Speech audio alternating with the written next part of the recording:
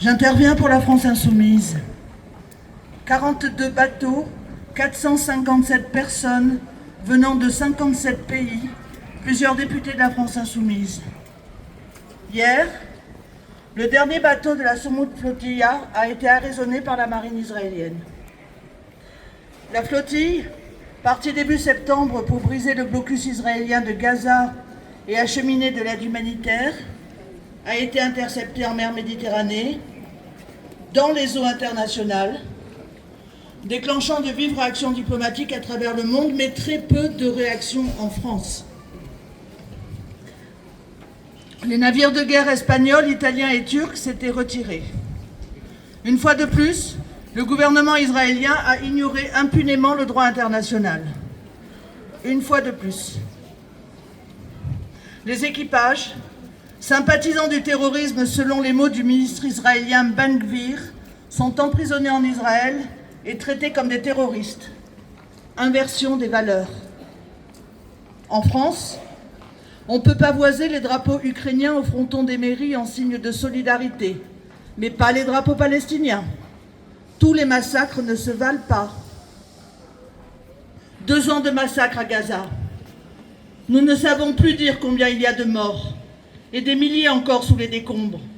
Et pour les survivants, des corps et des âmes brisées à jamais.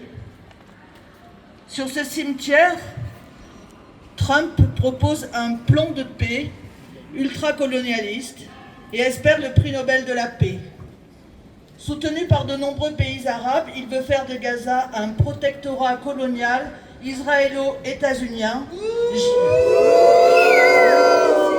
géré par l'ancien Premier ministre anglais Tony Blair, célèbre pour la guerre d'Irak et autre chose. C'est la pure tradition du colonialisme du 19e siècle.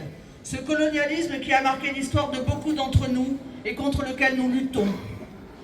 Avec ce plan, Israël et les États-Unis sont décidés à enterrer, une bonne fois pour toutes, l'autodétermination de la Palestine. De nombreux pays de la zone applaudissent, l'Égypte, la Jordanie, l'Arabie Saoudite, le Qatar, la Turquie. Ils y ont tous un intérêt économique. Ils sont prêts à aider Trump en envoyant des troupes pour pacifier la zone. Si le Hamas refuse ce plan de paix, Gaza, ou ce qu'il en reste, sera noyé sous un déluge de feu. Cela, au moins, ça ne change pas. Pourtant, dans le monde entier, des peuples horrifiés par ce génocide se mobilisent. Énormes manifestations, engagement des dockers, refus de certains pays de vendre des armes en Israël. En Italie, hier, suite à l'attaque de la flottille, une mobilisation impressionnante a rassemblé plus d'1 million de personnes à l'appel des syndicats unis.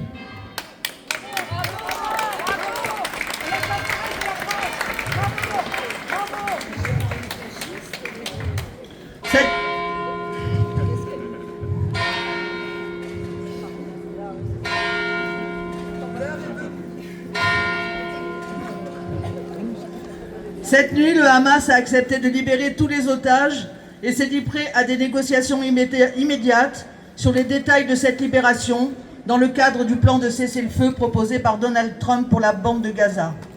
Cependant, la nuit a été violente.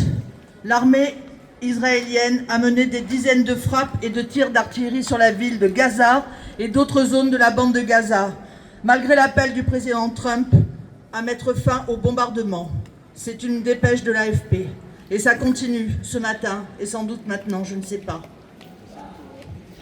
Nous devons continuer, même si l'avenir est sombre, entre fascisme, guerre et capitalisme fou. Il subsiste dans le monde d'improbables archipels de solidarité, de justice, de dignité, d'amour.